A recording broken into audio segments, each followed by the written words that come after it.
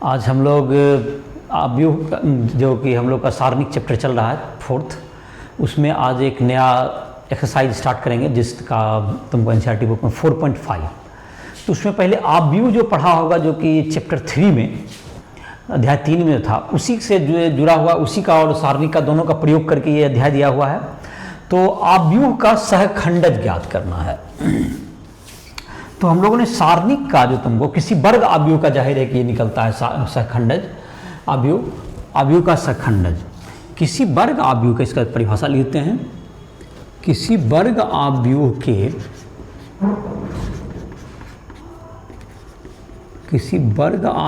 का सहखंडज किसी वर्ग अवयव का सहखंडज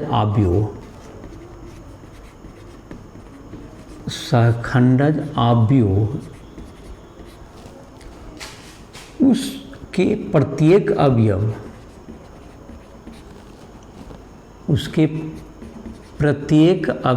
के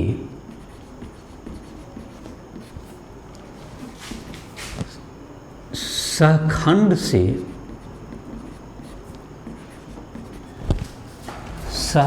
से बने अवयव के परिवर्त से प्राप्त होता है। तो पहले क्या करना है, पहले हर अवयव का, जैसे कि सारणिक के पिछला अध्याय में 4.4 में बताए थे, सभी अवयव का क्या निकालना है आपका, कोफैक्टर, सहखंड, और उसको मतलब सारणिक मानते हो, जैसे सारणिक बनाते थे। वर्ग अवयव है तो उस अवयव से क्या बना लीजिए, सहखंड बना लीजिए, और उसके बाद जो उसका सहखंड का एक अवयव बनाइए और उसका प्रत्येक अवयव उसमें जो है तुमको उसको परिवर्त कर दीजिए। परिवर्त का मतलब कि क्या याद होगा तुमको, पंक्ति को स्तंभ और स्तंभ को पंक्ति, रो को कॉलम, कॉलम को रो में ट्रांसफर कर दीजिए। तो जो एक अवयव प्राप्त होगा वह उस अवयव का सहखंड, उस वर्ग अवयव का सहखंडज अवयव कहलाएगा। तो इस बात को एक उदाहरण समझाते हैं। सहखंडज अवयव को एडज्वाइंट भी कहते हैं। सहखंडज का इंग्लिश होता है एडज्वाइंट, तो एडज्वाइंट ये लिखेंगे। जैसे कि इसको एक उदाहरण समझाते हैं, एक उदाहरण के द्वारा इसको समझाते हैं। जैसे उदाहरण ए बराबर है, एक अवयव मान लेते हैं, एक 1, 2, 3 और 4 एक अवयव है आपका। तो इसका जो है एक जो है तुमको, एक का तुम्हारा क्या होगा, एक का सहखंड, 2 का, 3 का, 4 का, प्रत्येक का सहखंड निकाल लेंगे। तो सहखंड निकाल लेते हैं। एक का सहखंड निकालने के लिए याद होगा तुमको कोफैक्टर ऑफ ए जब निकालते थे तो इसका ये जो सारणिक मान करके इसको करेंगे, इसको एक इसको छोड़ दिए, इसको इधर छोड़ दिए, तो इसका सहखंड क्या हो गया, A11 का सहखंड, जिसको कोफैक्टर कहते हैं, बराबर -1 पर पावर 1 + 1, और यहाँ पे बच गया इंटू 4 बच गया यहाँ पर, दैट इज़ 4, सिर्फ 4 बचा, तो ये दैट इज़ 4 हो गया। ये A12 का सहखंडज, A12 का सहखंड बराबर -1 पर पावर 1 + 2। 1, 2 में जैसे कि है तुमको 1, 2 का मतलब उसको जब छोड़ देंगे तो कौन को बचता है, देखो 1 नंबर रो छूट गया और दूसरा नंबर कॉलम छूट गया, तो 3 बचा तुम्हारा, तो दैट इज़ 3, तो दैट इज़ -3 हो गया इसका आंसर।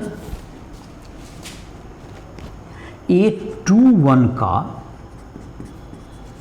सहखंड बराबर -1 पर पावर 2 + 1, और यहाँ बच जाएगा 2, दैट इज इक्वल टू -2।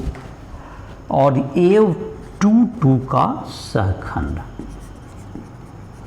बराबर -1 पर पावर 2 + 2, और ये 1 बच जाएगा, दैट इज इक्वल टू +1। तो ये तुम्हारा हो गया सहखंड। तो इसका जो सहखंड से बने अवयव क्या हो जाएगा, सहखंड से बने अवयव, सहखंड से बने अवयव बराबर सहखंड से बने अवयव, इसको सहखंडज अवयव नहीं करें हम। तो एक का क्या आ गया, A11 का 4 आ गया, इसका आ गया -3 आ गया, इसका -2 है, और इसका +1 आ गया। अब इसका परिवर्त कर देंगे तो ये एडजॉइंट निकल जाएगा। तो अवयव का सहखंडज ए का सहखंडज आव्यूह जिसका सिंबल होता है एडजॉइंट ए, जिसका सिंबल हो जाता है एडजॉइंट ए भी कहते हैं। एडजॉइंट ए बराबर तुमको इसको परिवर्त करना है। अब रो को कॉलम और कॉलम को रो में बदलना है। तो 4 यहाँ पर कितना है, यहाँ पर तुमको -2 है, तो इसको चला जाएगा तो ये 4 यहाँ ही रहेगा, ये -2 यहाँ चला जाएगा, ये -3 यहाँ आ जाएगा और यहाँ पर 1 आ जाएगा। तो ये तुम्हारा क्या प्राप्त हो गया, ये अवयव का एडजॉइंट प्राप्त हो गया। तो इसी प्रकार से 3 गुना 3 रहेगा, तो प्रत्येक अवयव का जाहिर है कि तुमको निकालने के लिए याद होगा। जैसे कि प्रत्येक अवयव का एक, जैसे कि एक में कुछ अवयव का निकाल देते हैं, सबका तो निकालने से कोई टाइम अलग ही जाएगा। जैसे दूसरा उदाहरण देते हैं, अगर b बराबर है तुमको 1 2 3 4 5 6 7 8 9, तो इसमें से कुछ अवयव का हम क्या कर देंगे, कुछ अवयव का जैसे सहखंड निकालने के लिए याद ही होगा, ऐसे एक आध उदाहरण के रूप में हम निकाल देते हैं। जैसे A11 का ही निकालते हैं। A11 का क्या हो जाएगा, A11 का सहखंड, इसमें 9 बार निकालना होगा, तो सबका नहीं निकालेंगे, कुछ का निकालते हैं। उसको क्या परिवर्त करने, सबका लिख दोगे, एक का निकाल देते हैं, उसमें तुमको क्या करोगे, सबका सहखंड निकाल कर जैसे परिवर्त करते हो वैसे परिवर्त करोगे। तो मैं एक आध का निकाल देता हूँ जिससे कि तुमको, तो -1 पर पावर क्या हो गया, 1 + 1 हो जाएगा। और जब एक को, इसको ये भी वर्गाव्यूह है, तो इसमें एक का जब छोड़ेंगे तो एक का पहला पंक्ति और पहला स्तंभ छोड़ देंगे, तो हमारा 4 अवयव बचेगा यहाँ पर। तो कौन कौन बच रहा है, 5 6 8 और 9, यही बचेगा तुम्हारा। तो दैट्स इक्वल्स टू -1 पर पावर, ये प्लस हो जाएगा, ये कितना हो जाएगा 5 × 9 -6 × 8, तो दैट इज -3। तो A11 का -3 हो गया। तो इसी तरह से जैसे कोई और भी अवयव का, सबका 9 का एलिमेंट का सहखंड निकालोगे, जो कि पिछले चैप्टर में बताए ही हैं। तो इसका जब सहखंड निकालोगे, उसके जो प्राप्त अवयव होगा, उसके जो कि तुमको सहखंड के अवयव का परिवर्त, तो एडजॉइंट ए क्या होता है तुमको, एडजॉइंट ए बराबर सहखंड से प्राप्त अवयव का परिवर्त, प्राप्त अवयव का परिवर्त, ट्रांसपोज, तो जिसको डैश से जोड़ते हैं। तो ये तुमको क्या निकल जाएगा, तो इसको पूरा नहीं निकालना है, इसका मतलब कि एक उदाहरण के रूप में बता दिए, सारे नयो एलिमेंट का निकालो। जैसे एक का 1 का A11 निकाल दिया, A12 A13, फिर A21 A22 A23 सब का निकाल लोगे, और उसके बाद तुम जैसे जिस ढंग से अवयव बना लेते हैं उसको क्या कर देंगे, परिवर्त कर देंगे।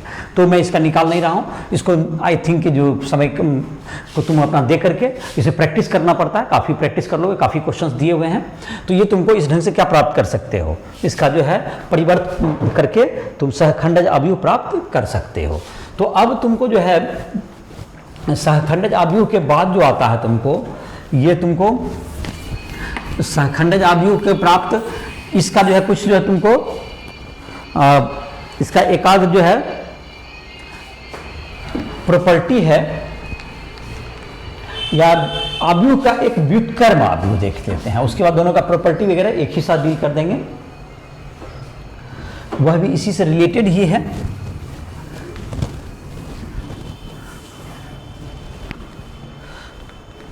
तो अवयव का क्या निकालना है हमको, व्युत्क्रम अवयव निकालते हैं। तो व्युत्क्रम अवयव जो हम लोग पहले ही पढ़े थे, जिसमें कि एक एलिमेंट्री ऑपरेशन से, एलिमेंट्री प्रारंभिक संक्रिया के द्वारा हम लोग अवयव का क्या निकाला करते थे, अवयव का व्युत्क्रम निकाले थे। तो व्युत्क्रम का परिभाषा याद ही होगा कि A इंटू कोई अवयव है, उसका A into A inverse equal to I हो जाता है। किसी अवयव का A और B का गुणनफल अगर I हो जाए तो B को A का व्युत्क्रम कहते हैं। तो जब वर्ग अवयव के लिए हम लोग अभी निकालने का एक विधि देखेंगे, तो प्रारंभिक संक्रिया से हम लोग निकाले थे, अब भी निकालेंगे हम लोग, जिसका कि डिटर्मिनेंट वगैरह के प्रयोग से और सहखंडज के आधार पर हम लोग उसका क्या निकालेंगे, व्युत्क्रम का मान निकालेंगे अवयव का। तो ये तुमको है व्युत्क्रम अवयव।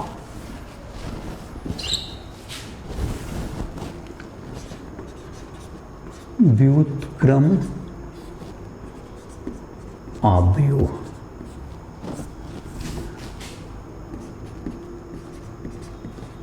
Inverse of a matrix. किसी अवयव ए का व्युत्क्रम किसी अवयव ए का व्युत्क्रम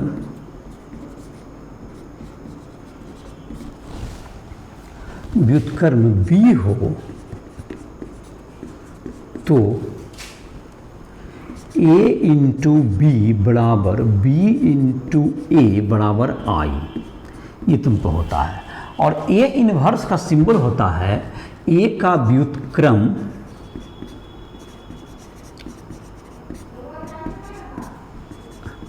अवयव बराबर a इनवर्स, ऐसा लिखते हैं हम लोग, a इनवर्स भी कहते हैं। तो दूसरे शब्द में कहें a into A inverse equals to I बराबर ए इनवर्स इंटू ए, ये तुम्हारा इनवर्स का ये परिभाषा हो गया। अब इसका जो वैल्यू होता है तुमको ए इंटू एडजॉइंट ए, तो ए इनवर्स का वैल्यू होता है ये किसी सारणिक का डिटर्मिनेंट का मान, एडजॉइंट ए एक सारणिक अवयव जो क्या होगा एडजॉइंट ए जैसा भी बताए बाय मॉडुलस ए, इसका डिटर्मिनेंट सारणिक का मान, ए के वर्ग अवयव के सारणिक का मान, मॉडुलस ए बराबर modulus A not equal to 0, ऐसा नहीं होना चाहिए, नहीं तो ये व्युत्क्रम नहीं ज्ञात होगा। तो ऐसा अगर व्युत्क्रम, अगर तो इसको कहते हैं हम लोग सिंगुलर मैट्रिक्स कहते हैं। अगर ऐसा हो गया तो इसका अगर modulus A not equal to 0 अवयव तो व्युत्क्रम नहीं होगा। यदि मॉडुलस ए समझ डिटरमिनेंट बनाते हैं उसका, यदि मॉडुलस ए बराबर 0 हो तो ए व्युत्क्रमणीय नहीं होता है, ये व्युत्क्रमणीय नहीं होता है, ये व्युत्क्रमणीय नहीं होता है। तो ए इनवर्स तभी डिफाइन होगा जबकि वह क्या होगा, व्युत्क्रमणीय कब होगा, जबकि ए इनवर्स तुमको डिफाइन तभी होगा जबकि एडजॉइंट ए बटे मॉडुलस ए, तो मॉडुलस ए 0 नहीं होता। मॉडुलस ए का मतलब क्या है, modulus A is equal to अवयव ए के सारणिक का मान, अवयव ए के सारणिक का मान, ये है तुमको मॉडुलस ए। तो इसका मान जब ज्ञात करेंगे तो इसको हम लोग निकाल सकते हैं, एडजॉइंट ए बटे मॉडुलस ए, ये ए इनवर्स का वैल्यू होगा। तो पहले कि उसका क्या निकालेंगे, उसका व्युत्क्रमणीय होने के लिए तो इसको कहते हैं नॉन सिंगुलर। तो मॉडुलस ए यदि 0 होता है तो उसको हम लोग कहते हैं सिंगुलर मैट्रिक्स, तो इसको नॉन सिंगुलर मैट्रिक्स होना चाहिए, व्युत्क्रमणीय अवयव, तो इसका मान निकाल सकते हैं। जैसे कि अभी हम लोगों ने जो उदाहरण बनाया था, उदाहरण मतलब कि जैसे उदाहरण दे देते हैं, ए बराबर जैसे था 1 2 3 4, 2 का ही देते हैं, 3 वाला तो बड़ा हो जाएगा, उसमें समय लगेगा। का व्युत्क्रम ज्ञात कीजिए, का व्युत्क्रम अवयव ए इनवर्स ज्ञात करें। तो इसको जो है कि तुमको एलिमेंट्री ऑपरेशन से पहले बनाया था, जो कि 3 पॉइंट जो अवयव के अध्याय में बताया गया था, इसमें तुमको बताना है इस एडजॉइंट के आधार पर। तो उसके एडजॉइंट निकाल लेंगे, पहले इसका सॉल्यूशन करते हैं।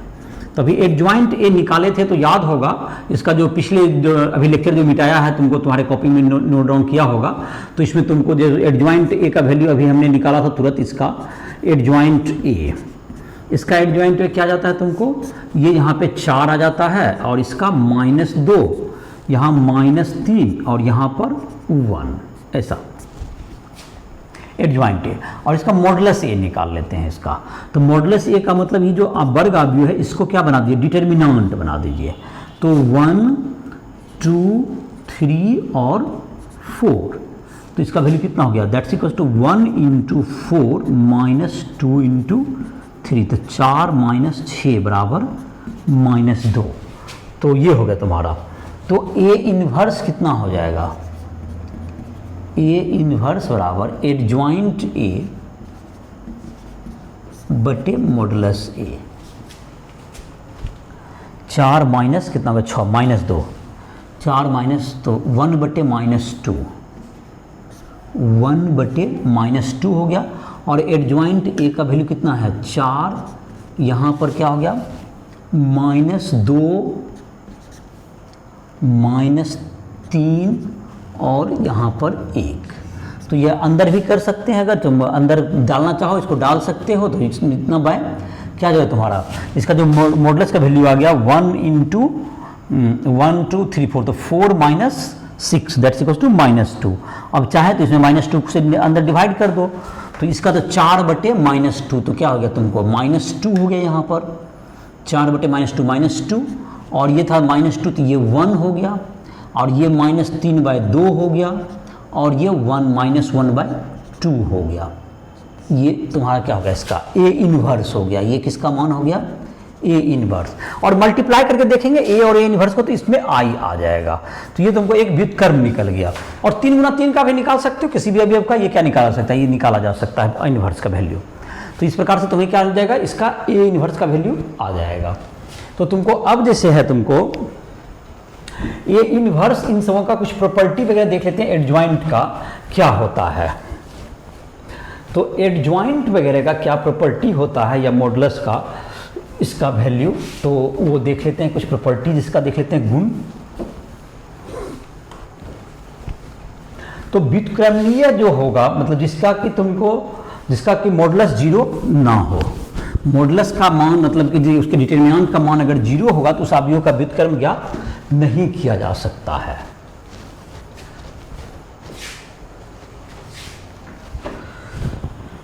तो कुछ प्रमेय है, जैसे कि उसको हम लोग स्टार करके लिख देते हैं, इसमें कुछ प्रॉपर्टी या गुण।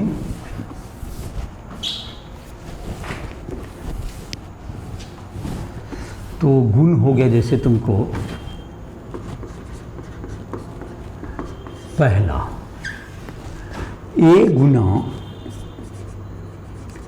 एडजॉइंट A बराबर हो जाता है मॉडुलस A इंटू आई। उसी कोटि का ये वर्ग अवयव होना चाहिए। आई मतलब A की कोटि का तत्समक अवयव, ये हो गया तुम्हारा A इंटू एडजॉइंट A बराबर मॉडुलस A इंटू आई। और दूसरा है तुमको जैसे गुण लिख सकते हो, गुण नंबर 2 जैसे A गुना B का जो तुम्हारा जो मॉडुलस होगा that's equals to modulus A, मतलब पहला का सारणिक बना दिए इसको, इंटू मॉडुलस B के बराबर होगा। तीसरा नंबर, यदि A एवं B व्युत्क्रमणीय है, A एवं B व्युत्क्रमणीय है, तो AB एवं BA भी व्युत्क्रमणीय होगा। AB एवं BA भी व्युत्क्रमणीय होगा। तो ये तुम्हारा अगला रिजल्ट है। और दूसरा है तुमको चौथा लिख सकते हो, इसका 1 2 3 चौथा लिख देते हैं। जैसे कि रिजल्ट में है, अगर हम लोग एडजॉइंट A का अगर हम लोग इसका वैल्यू लिखें तो that's equals to modulus A पर पावर n-1, जहाँ n बराबर A की कोटि। मतलब अगर 3 हुआ है 3 का, तो इसका मॉडुलस A का स्क्वायर के बराबर होगा इसका वैल्यू। ये तुमको जो बनेगा इसका अवयव का जो सारणिक का मान होगा ये इसके वैल्यू के बराबर होगा। और व्युत्क्रम का जैसे इससे पहले भी लिखे उसको फिर से लिख सकते हैं, और A into A inverse is equal to I is equal to A inverse into A। ये तुमको ये व्युत्क्रमणीय है। और व्युत्क्रमणीय कब होगा,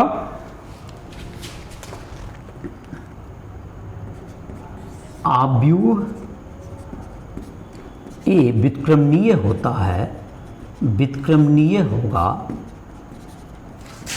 जब modulus A not equal to 0। ये जब 0 नहीं होगा तभी यह क्या होगा, व्युत्क्रमणीय होगा। और A इंटू B का इन्वर्स जो होता है तो वो कभी भी क्या होता है, B inverse into A inverse के इक्वल होता है। तो इन सभी रिजल्ट्स को आसानी से प्रूव भी किया जा सकता है। इसमें तुमको किसी भी एक उदाहरण की मदद से इसको प्रूव किया जा सकता है। तो इसके बाद जो तुमको है NCERT का तुम जो है उदाहरण, इसमें काफ़ी क्वेश्चंस दिए हुए हैं, जाहिर कैलकुलेशन है ज़्यादा। NCERT उदाहरण एवं एक्सरसाइज 4.5 तुम्हें इसके आधार पर बनाना है। ये तुमको इसके लिए तुमको जो ये जो गाइडलाइन दिया गया है, इससे 4.5 एक्सरसाइज तुम्हें बन जाएंगे। अब इस एक्सरसाइज में या तुमको कहीं भी तुमको समझने में दिक्कत हो, फिजिक्स केमिस्ट्री में के नोट चाहिए, या कोई क्वेश्चन नहीं बन रहा हो, या किसी भी क्वेश्चन में फंस रहे हो, तुम गणित का हो या रसायन का हो, फिजिक्स भौतिकी का हो, तो इंग्लिश या हिंदी मीडियम में नोट्स चाहिए उसका, या किसी क्वेश्चन को पूछना हो, तो राइट स्टूडेंट ऐप को प्ले स्टोर से डाउनलोड करके वो हमसे जो किसी भी प्रकार संपर्क कर सकते हो, और तुमको पर्सनल कांटेक्ट करके तुम हमसे पर्सनल हेल्प भी ले सकते हो। तो इसी के साथ इस लेक्चर को समाप्त करते हैं, और जो भी तुमको दिक्कत हो कभी भी राइट स्टूडेंट ऐप के माध्यम से हमसे संपर्क कर सकते हो। तो इसी के साथ इस लेक्चर को समाप्त किया जा रहा है।